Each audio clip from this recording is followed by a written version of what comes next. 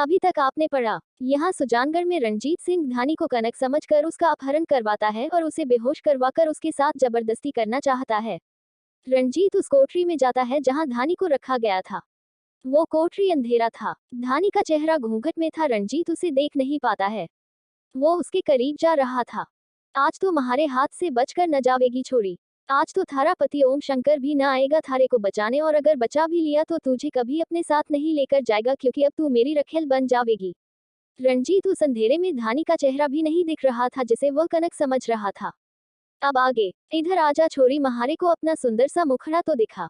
रंजीत कोठरी की हल्की लाइट जला देता है और धानी का दुपट्टा फेंक देता हुआ उसके करीब आने लगता है। धानी बेहोशी थी लेकिन उसे थोड़ा थोड़ा होश आने लगा था। जब उसके शरीर पर रंजीत हाथ रखता है वो होश में आ जाती है और अपने सामने रंजीत को देखकर उसे दूर धकेल देती है। कौन हो तुम? दूर हटो मुझसे। धानी रंजीत को धक्का देती हुई खुद को संभालते हुए उठ जाती है, लेकिन रंजीत को धक्का पड़ते ही उसका नशा फट जाता है और उसे कनक की जगह धानी को देखकर हैरान रह जाता है। जे कौन छोरी है? जे तो वो लड़की न है जिसे लाने को कहा था। साले हरमखोर बंसीलाल। रंजीत धानी को कनक की जगह देखकर अपने आदमियों पर बरस पड़ता है। वो अंदर से दरवाजा लगाकर बाहर निकलकर अपने आदमियों को एक एक कर पीटने लगता है। मत मारो हुकुम सा, मन्ने के किया है जे तो बताओ महारे को। रंजीत का आदमी बंसीलाल हाथ जोड़ता हुआ अपने हुकुम सा से कहता है। के किया है तन्ने? जाकर देख कौन सी छोरी ने उठा ले आया साले गीदड़ की औलाद। थारे को कितनी बार बोले सु महारे को वही छोरी चाहिए जिसके माँ बाबू ने पुष्कर मेले में मार डाला था। पण साले ने इत्तो सी बात समझ को नहीं आई। रंजीत अपने आदमियों पर लात घुसे मारता है। धानी उसी कोठरी में डर से कांपने लगी थी। उसे पता चल चुका था कि कनक के माता पिता को रंजीत ने ही मारा था। हे भगवान, इसका मतलब कनक के माता पिता को रंजीत सिंह राठौर ने मारा था और वो बेचारी ओम शंकर को अब तक दोषी मान रही हैं। मुझे ये सब कुछ कनक को बताना होगा। मुझे यहाँ से निकलना होगा। पण हुकुम सा महारे को अच्छे से पता था वो छोरी हरे रंग की चुनरी में थी। मन्ने तो वही लड़की को उठाया था। हुकुम सा मन्ने सांची के रायो हूँ। रंजीत के आदमी गिड़गिड़ाते हुए कहते हैं। धानी ये सुनकर ही सख्ते में आ जाती है।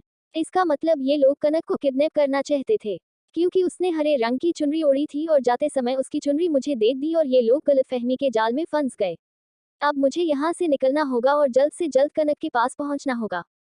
पण हुकुम सा एक बात कहूँ से, अगर वो छोरी न मिली तो जे छोरी भी कम न से। बंसीलाल अपनी घिसी हुई दांत दिखाता हुआ हंसता है। बात तो तूने एक नंबर की कही है बंसीलाल, माल तो जे भी कड़क होवे है। कहते हुए रंजीत उनके साथ अपनी घिनौनी हंसी हंसता हुआ दारू की बोतल लेते हुए कोठरी में फिर से चला जाता है और अंदर से बंद कर देता है। बाहर उसके आदमी रंजीत को जाता हुआ देख राहत की सांस लेते हैं। बच गई हुकुम सा की मार से। कोठरी अंदर रंजीत धानी से जबरदस्ती करने लगा था। वो उसके करीब जा रहा था। उसकी घिनौनी नजर धानी के बदन पर थी। धानी उससे दूर जाती है। देखो तुम मेरे पास मत आना, समझे? दूर हटो। मुझे छूने की भी कोशिश मत करना। रंजीत धानी को जबरदस्ती उसके करीब जाता हुआ उसकी कमर कसकर पकड़ लेता और उसे बिस्तर पर गिरा देता हुआ उसके हाथ पकड़ लेता। रंजीत जबरदस्ती उसके कपड़े फाड़ डाला था। अपने होंठ उसकी गर्दन पर चूमने वाला था। धानी अपने बचाव के लिए हाथ छुड़ाने की कोशिश करती है। तभी उसके हाथ में एक भारी चीज पड़ती है। वो उसे रंजीत के सिर पर जोर से वार करती है। उसके सिर से खून निकल जाता है। मौका देखते ही उसे धक्का देकर कोठरी से भाग निकलती है। रंजीत के आदमी नशे में चूर होकर गिर पड़े थे। धानी कोठरी से सीधे हवेली से बाहर निकल जाती है। रंजीत कोठरी में ही अपने आदमियों को चिल्लाने लगता है। साले हरामखोरों, कहाँ मर गया सब के सब। उसके चिल्लाने से भी कोई मदद के लिए नहीं आता है तो वो खुद ही अपना सर पकड़े बाहर आता है और अपने आदमियों को सोता हुआ देख उन पर लात घुसे मारने लगता है। साले कामचोरों, निठालो उठ साले सुअर की औलादों। के हुआ हुकुम सा, एक आदमी हलबकिया सा उठता हुआ कहता है। साले के हुआ, भाग गई छोरी, जा पकड़ साली ने, भाग न पाए, जा जल्दी। रंजीत अपने आदमियों से दांत पीसते हुए कहता है। उसके आदमी भी गिरते पड़ते धानी को ढूंढने निकल जाते हैं। यहाँ धानी खुद को संभालते हुए सुजानगढ़ के हवेली से दूर आ गई थी। अंधेरा सुनसान रास्ता, कच्ची उबड़ खाबड़ रास्ते में उसके पांव चल नहीं पा रहे थे। वो फिर भी हिम्मत रखते हुए पक्की सड़क तक पहुंचना चाहती थी। वो काफी दूर तक चली आई थी तभी उसके पैर लगड़ाते हुए गिर पड़े। पीछे से रंजीत सिंह की गाड़ी धूल उड़ाती हुई आ रही थी। धानी रंजीत के आदमियों को देखकर ही उठने की कोशिश करने लगती है। वो रही छोरी, पकड़ो उसे। रंजीत के आदमी धानी को पकड़ने के लिए उसकी गाड़ी सामने ही आ रही थी और धानी उठने की कोशिश करती रही। वो खड़ी होकर भागने ही जा रही थी। उसके पीछे पीछे रंजीत के आदमी उसके पीछे पड़े हुए थे। तभी धानी के सामने से आती हुई कोई दूसरी गाड़ी की रोशनी उसके चेहरे पर आती है। वो जीप रंजीत की गाड़ी के आगे खड़ी हो जाती है। धानी उस जीप वाले की शक्ल देखकर ही उसके बचने की आस जग जाती है और उसके जीप में बैठते ही रंजीत के गाड़ी से आगे निकल जाती है। धानी जिसकी गाड़ी में बैठकर रंजीत के आदमियों को चकमा देकर भाग निकली थी वो और कोई नहीं ओम शंकर राणावत था, जो सुजानगढ़ धानी को ढूंढने ही आया था। ओम शंकर की गाड़ी रंजीत की गाड़ी से काफी दूर जा चुकी थी, लेकिन धानी अब भी हाफ रही थी। उसका डर चेहरे पर साफ नजर आ रहा था। आप ठीक हो, घबराओ नहीं, हम उनसे दूर जा चुके हैं और मेरे रहते हुए आपको कुछ नहीं होगा, ओम शंकर धानी की हालत देखकर कहता है। आपको पता नहीं है हुकुम सा, ये लोग मुझे नहीं कनक का अपहरण करने वाले थे, धानी हौंकते हुए ओम शंकर से कहती है। ओम शंकर धानी की बात सुनकर ही दंग रह जाता है। क्या, और तुम्हें कैसे पता ये सब? ओम शंकर गाड़ी में ब्रेक लगाता है और धानी से पूछता है। मैंने खुद सुना है हुकुम सा कि वो लोग कनक को किडनैप करने आए थे, लेकिन मेरी और कनक की चुनरी एक जैसे होने पर वो लोग गलती से मुझे किडनैप कर लिया था। और ये सब सिर्फ उस रंजीत सिंह राठौर की चाल थी, वो कनक के साथ। धानी कहते हुए रुक गई और उसके आंखों से आंसू बहने लगे। क्या किया उस हरमखोर रंजीत ने तुम्हारे साथ? ओम शंकर धानी से पूछता है। उसने मेरे साथ जबरदस्ती करने की कोशिश की और कनक के साथ भी यही करने वाला था, धानी ओम शंकर को कहती है। ओम शंकर गुस्से से अपनी मुठिया भींच लेता। उसकी आंखें अंगारों की तरह हो गए थे। वो गाड़ी के शीशे पर एक जोर का हाथ मारता है, वो शीशा टूटकर चूर हो जाता है।